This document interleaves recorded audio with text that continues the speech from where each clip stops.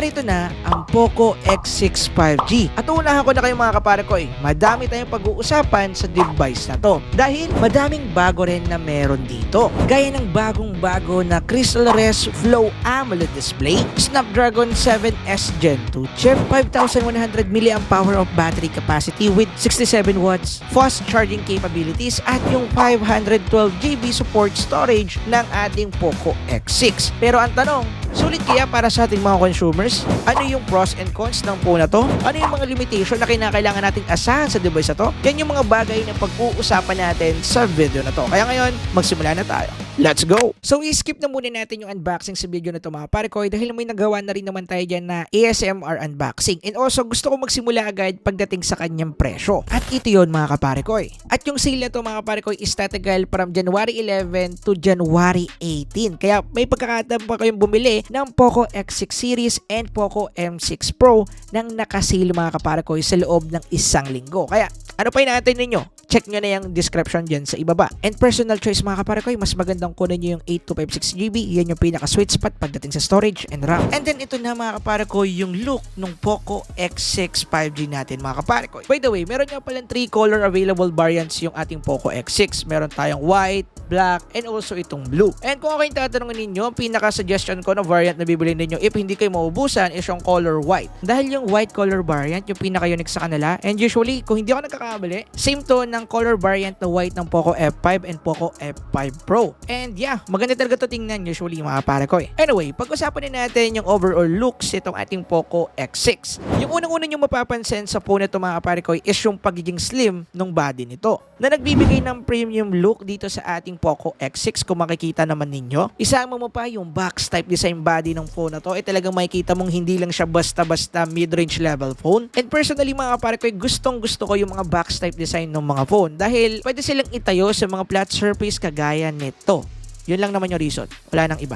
Yung hindi ko naman nagustuhan dito is yung pagiging glossy finish ng back part nito. At malamang sa alamang, yung iba sa inyo hindi din gusto yung gantong finish ng Poco X6 at ng iba pang devices. At sabi ni Poco, alam namin yan kaya bibigyan ko kayo ng matte na jelly case. At ito na nga yun mga kapare ko And as you can see, bumagay siya kapare ko doon sa colorway. And yeah, maganda naman talaga tingnan kapag ganito at gamit-gamit mo na yung case niya. Moving on, pag pumunta naman tayo sa bottom sides na ito mga kapare ko, makikita natin dito yung ating SIM card tray na supported ang 2 nano SIM card slot at wala na po itong SD card. Pero don't worry, matataas naman yung variant na available sa Poco X6. Pag-uusapan natin mamaya. And then meron na rin tayo ditong microphone, charging port, and also yung ating speaker. Pagdating naman sa right side nito mga kapare ko, makikita natin dito yung ating power button and volume rocker. And yes mga kapare ko, kagaya na sinabi ni Poco din sa mga post nila before, ito ay naka-in-display fingerprint na at pagdating sa kanyang responsiveness is pretty decent at accurate na accurate. Pagpunta naman natin sa top side mga kapare ko, makikita natin dito yung ating IR blaster, isang microphone, at isa rin na high-res audio speaker. At syempre, hindi mawawala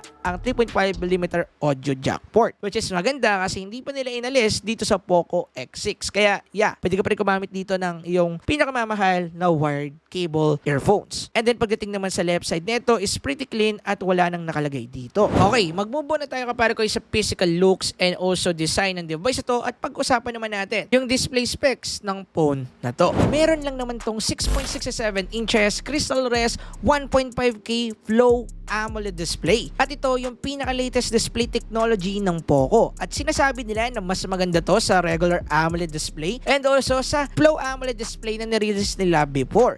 And kung ako yung tatanungin, totoo yung sinasabi nila dahil mas nakita ko mas vibrant, mas punchy yung color dito sa phone na to compare sa daily driver phone ko before bago ko ibenta ng January 3 which is ang Poco X5 Pro. Nakita ko talaga na mas maganda yung image and also kulay dito sa ating mesong Poco X6 at mas ma-appreciate natin yan mga kapare ko kapag manonood tayo ng mga movies or kaya pa maglalaro tayo dahil mas makikita nating mas sharp yung dinidisplay at saka yung color niya ay okay na okay. Pero kung ako yung tatanungin, almost same lang sila na pinoproject ng Flow AMOLED. Talagang mas sharp lang tingnan yung dinidisplay nito at medyo punchy yung kulay dahil nga naka 1.5K resolution lang naman yung display nito. And usually AMOLED is AMOLED pa rin, kaya any kinds of AMOLED is maganda tingnan. Meron nga rin pala itong 120Hz, HDR10 and also Dolby Vision. At pagdating naman sa peak of brightness nito mga kapare ko, meron lang naman tong 1,800 nits peak of brightness. Kaya kahit maglaro or kaya mag-browse ka sa tanghaling tapat, kung gusto mo some way somehow magbilad ka sa bubong habang naglalaro ng MLBB, pwede mong gawin. At para doon sa mga MC taxi riders natin dyan mga kapare ko, ay pwede rin po sa inyo to. Meron na rin tong 1,200Hz PWM dimming technology na kung saan makakatulong para hindi magkaroon ng eye fatigue or maiwasan yung eye fatigue kapag babad tayo sa paggamit sa device na to. At pagdating naman sa protection na ginamit sa display neto, ito ay naka Corning Gorilla Glass Victus. At pagdating naman sa anime or movie watching mga kapare ko, ay pwede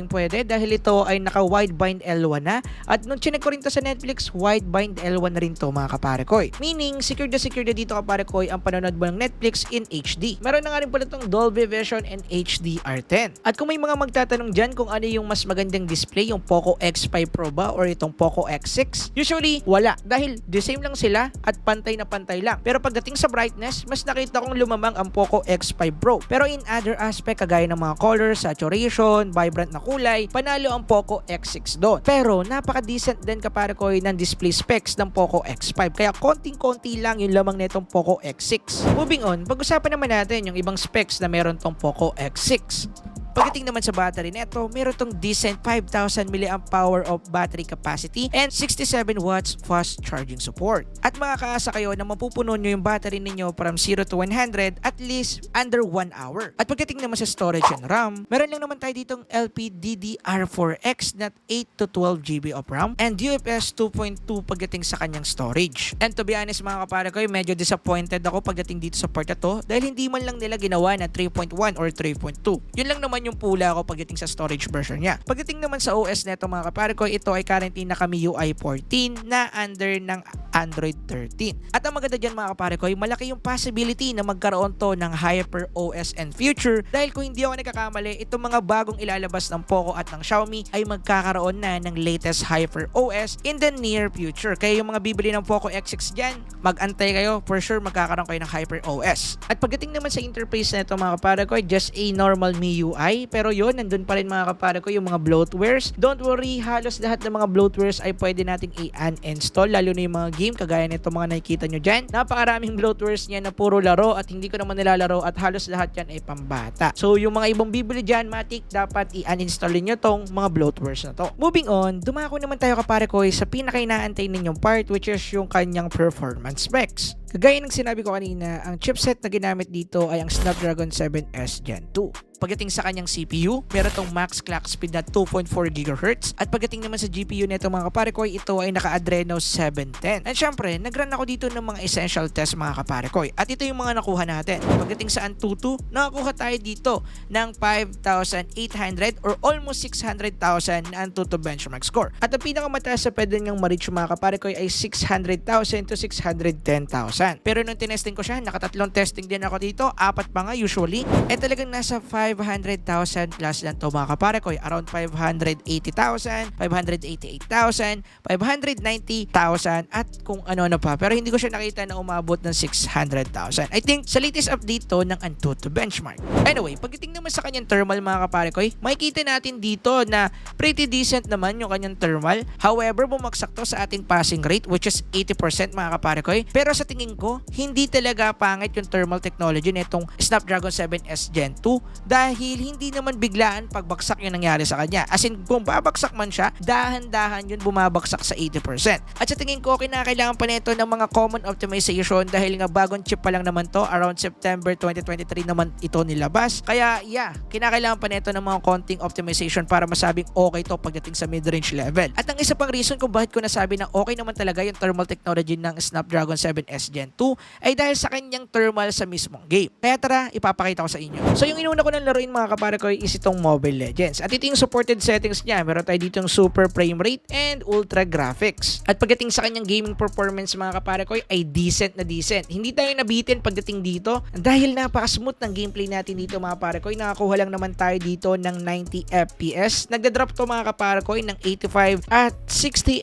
FPS. Pero yung pinakamababang nakuha ko ditong FPS is 47 FPS. Pero saglit na lang naman nangyari yun nung nagkaroon ng clash at medyo nagkaroon ng stutter. Bumagsak kapare ko talaga yung FPS niya to 47. Pero don't worry, pitek lang naman yung nangyari at hindi na yun naulit. At gaya na sinabi ko kanina, okay yung thermal ng device na to. At ito yung example. Dahil after natin ng 1 game dito sa Mobile Legends and it's around 18 minutes mga kapare ko, ay nakakuha lang naman tayo dito ng 35 to 38 degree Celsius. Yung pinakamataas na nakuha ko is 39 usually or magte-39 na usually. At yan, nakakuha tayo ng average na 35 degree Celsius. Ngayon, naglaro ulit ako ng isang beses pa. Same as before pa rin yung masasabi ko mga kapare ko na okay pagdating sa gaming. Talagang responsive dito sa MLBB. Dito pala sa second game natin mga kapare ko may pagkakataong bumabagsak sa 60 FPS yung kanyang FPS at medyo nagmi-maintain ng konti pero bumabalik din naman agad sa 90 and 70. And then after ng second game, nakakuha lang naman tayo dito mga kapare ko ng 40 to 43 degrees Celsius which is not bad at normal temperature yan ng device natin at hindi talaga siya mainit hawakan. At nakuha nga pala natin tong temperature na to after ng second game natin at nakapaglaro tayo ng around 1 hour din kasi umabot tayo ng 56 minutes. And usually halos lahat ng mga tinesting natin ditong game nag-average tayo ng playing time na 40 to 1 hour mga kapare ko. And then after ng Mobile Legends mga kapare ko, pinasok na agad natin dito yung ating Firelight 84, isa sa pinakamabibigat na game ngayon at ito yung nakuha nating setting sa kanya. Supported nyo dito yung extreme settings kaya tinry nating laruin at yung gaming experience sa kanya mga kapare ko sa mismong game hindi ganun kaganda kapag nasa extreme settings. Talagang maraming mga FPS drop tayo mararamdaman dito or makukuha dahil sa drop part pa lang mga kapare ko nakakuha na tayo dito ng mababang FPS which is 35 FPS pero usually lagi naman nagkakaroon talaga ng FPS drop dyan sa part na yan. Pero nung nakalapag na ako at natry ko nang makipag-interact sa ibang kalaban or meron ng mga clash or meron ng mga barilan, gunfights, yun, nakita ko talaga na hindi talaga ganun ka-playable itong Firelight 84 sa extreme settings kaya nag-quit ako at tinry ko siyang i-setup sa HDR settings. At yeah, maganda din naging performance siya pagdating dito. Nakakuha tayo dito ng maximum FPS na 60 FPS and then nakakuha tayo ng pinakamababang FPS which is 29.9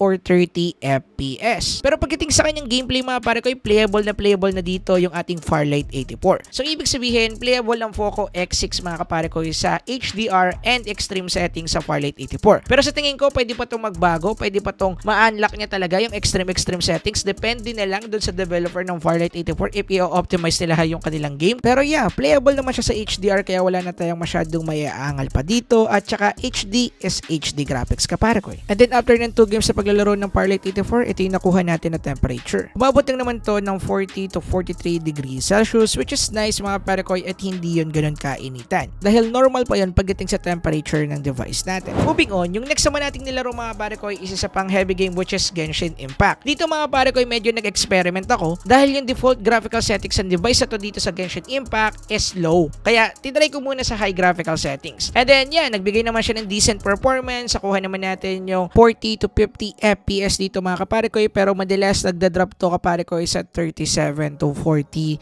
FPS. And after a few minutes, nagbago rin agad ako ng settings at tinry ko siya sa highest. And medyo nagulat ako dahil kaya niyang i-handle yung highest graphical settings. Dahil nung naglaro ako mga kapare ko ay smooth pa rin yung performance ng device na to dito. Dahil nakakuha lang naman tayo dito mga kapare ko ng 32 to 45 FPS. Usually, ang pinakababang nakita ko talaga dito na binaba niya is 30 FPS. And then yung pinakamataas naman na nakuhang FPS dito ng Genshin Impact is usually 45. And in terms of temperature mga kapare ko, nakakuha pa rin tayo dito ng 42 to 43 degrees Celsius. Not bad kung okay tatanungin ninyo. By the way, wala pong naka-open na electric fan and aircon habang nagtitesting ako ng ating gaming test. Ngayon mga kapare ko, pag-usapan naman natin yung camera part netong device na to. Pagdating sa kanyang rear camera, meron tayo ditong triple camera setup. Meron tayo ditong main camera which is 64MP with OIS ready. Meron na rin tayo dito kapare ko na 8MP ultra wide lens and 2MP na macro lens. At pagdating sa kanyang video capability, kaya na ito mag-shoot ng 4K at 30fps and 1080p at 60fps with EIS mga kapare ko. At pagdating sa kanyang photo quality kapare ko, okay na okay naman para sa isang mid-range level phone. Pero kung i-compare natin to sa Poco X5 Pro, di hamak na mas maganda talaga yung photo processing ng Poco X5 Pro. Pero pagdating nga, kagaya na sinabi ko, in a mid-range level, ting lang naman yung usapan natin. Kung i-compare natin ito sa ibang devices, di hamak na mas maganda yung photo processing ng Poco X6. Maganda naman kasi talaga yung nabibigay niyang quality dito dahil medyo detailed, medyo sharp, and also medyo vibrant at saturated. However, hindi ganun ka-perfect kapare ko yung kanyang camera. Meron pa rin mga times na medyo nagsasoften or nagwa-wash out yung color dito. Kaya nga, nung pinag-compare ko siya sa Poco X5 Pro, di hamak na mas nagustuhan ko pa rin yung quality ng Poco X5 Pro kasi yun yung naging daily driver phone ko bago tong Poco X6. Kaya yeah, kung camera basing yung pag-uusapan, pretty decent, solid na rin naman itong Poco X6. Pero kung may Poco X5 Pro ka, no need to upgrade para dito or kaya bumili ng isa neto kung camera part lang yung pag-uusapan. At pagdating naman sa kanyang video quality, okay na okay, maganda, sharp, and also stable dahil nga meron na tong EIS na stabilization features. However, hindi ganoon ka-okay yung 30fps niya. Medyo malungkot ako ng konti dito dahil makikita pa rin talaga natin yung common na yanig kapag nagbibideo tayo kapag 30fps kasi medyo may wobble effect kapag naka-handheld ka habang nagbibideo at naglalakad. Yun yung medyo napansin ko talaga sa mga 30fps. At kahit sa 60fps meron nun pero hindi ganoon ka-visible mga kapare ko. Pero gaya na sinabi ko pagdating sa kanyang quality ay nandun talaga maganda, sharp, and also detailed. Pagdating naman sa kanyang selfie camera, meron tayo ditong 16 megapixel camera and then kaya na ito mag-shoot ng 1080p at 60fps. At pagdating sa kanyang photo quality, okay na rin. Pwede na siya pagdating sa mid-range level mga kapare ko. Wala tayong may tatanggi dyan. Okay na okay yung kanyang quality. At ang tip ko lang sa inyo mga kapare ko para ma-pull up nyo yung magandang quality ng image dito sa front-facing camera ng Poco X6 ay kinakailangan nyo ng magandang source of light. Kapag medyo low light na kasi yung pag-shoot nyo, nawawala na yung detailed and sharpness ng photo at nagkakaroon ng maraming gray kaya baka maging annoying yun pagdating sa inyo. At pagdating naman sa video quality ng front-facing camera nito, kitang-kita nyo naman dyan kanina pa nagpi-play. Ngayon mga kapare ko, usapang opinion naman tayo dito at sasagutin ko yan ng pros and cons. Magsimula tayo sa pros mga kapare ko. Unang-una yung kanyang charging rate na 67 watts, mataas sa battery capacity na 5,000 mAh battery, and then meron din siyang solid camera na okay na kapare ko for mid-range level phone and para sa presyo nito. At syempre yung pinagmamalaki nila na Crystal Res Flow AMOLED display. Isama mo pa yung chipset nito na talagang kayang makipag-run ng mga games in terms of mild gaming. Pero kung maglalaro ka dito ng hard gaming, hindi ko masasuggest. Pero kung gusto mo, pwede naman basta iset up mo na lang ng low. And then yung pinaka-last pros ko naman kapare ko ay yung presyo nito na early bird. Kung makakuha nyo yung variant na 8256 in 13k plus pesos, good na good deal to mga kapare ko dahil wala kang mabibiling phone na merong gantong specs in 13,000 pesos. Yung cons naman nito mga pare ko ay nakadepende sa lifestyle mo. Kung gamer ka, hindi ko masasuggest na bumili ka talaga ng Poco X6. Pero kung mild gamer ka, okay na okay naman. Dahil yung chip talaga nito kapare ko ay hindi ganun ka-powerful. So kukulangin ka kung gusto mo talaga ng hard gaming. Lalo na kung Genshin Impact, Pirate 84 yung mga lalaroin mo. Medyo kukulangin ka pagdating doon. Pero kung medyo mga mild gaming, MLBB, CODM lang naman, okay na okay to. Next cons ko naman is yung kanyang mobile data. Okay naman yung kanyang mobile data, nakakasagap naman. However, hindi consistent sa 5G. Dahil kahit pumunta na ako sa mga places na medyo mataas na yung 5G bandwidth, ay wala talaga mga pare ko. Bihira siya mag-pop up or mag-show. Pero I think mapipix naman to ng software update. Pero sa ngayon, cons muna siya. Next naman na cons ko dito is yung kanyang bloatware. Napakadami mga kapare ko. However, okay naman dahil pwede mong i-uninstall lahat. Pero madami pa rin kasi kaya medyo annoying siya. At ang isa pang nakakaano sa mga bloatware na to ay sila pa yung nagdadala ng ads sa phone na to. Kaya, yeah, dapat i-uninstall nyo to kapag bibili kayo. Anyway, yun lang naman lahat yung masasabi ko dito sa Poco X6. Kung i-compare natin to sa Poco X5 5G noon, eh talagang napakalaki ng ginap nito para sa kanyang presyo. Pero kung i-compare natin to sa Poco X5 Pro, kung naka-Poco X5 Pro ka man ngayon, hindi mo kinakailangan dito mag-upgrade. And kung ako yung tatanungin based sa SRP nito, para sa akin mas sulit ang Poco X6 Pro. Kung medyo meron kayong konting budget, mas magandang bumili na lang kayo ng Poco X6 Pro, or kaya kung meron kayong mahanapan pa ng Poco X5 Pro sa ngayon na nasa 15,000 pesos yung budget or under 15,000 or above above ng konti sa 15,000 yung SRP, mas maganda na yun na lang yung bilhin nyo, unlike dito sa Poco X6. Dahil kung performance based and camera specs, mas lamang pa rin ang Poco X5 Pro. Pero kung galing kayo sa Poco X5 5G at gusto nyo mag-upgrade sa Poco X6 5G, definitely oo. Dahil nandito na lahat ng kinakailangan nyo at talagang malaki yung G-Nav dito sa Poco X5 na base variant dito sa Poco X6 5G. Kaya yeah, definitely ito yung marirecommend ko if galing ka sa Poco X5 5G. Anyway, dito ko natatapusin yung video. Kita-kita tayo sa next video natin. Kung meron kayong mga tanong or kaya mga request, i-comment nyo lang dyan sa ilalim. Yun lang, maraming salamat. Peace out.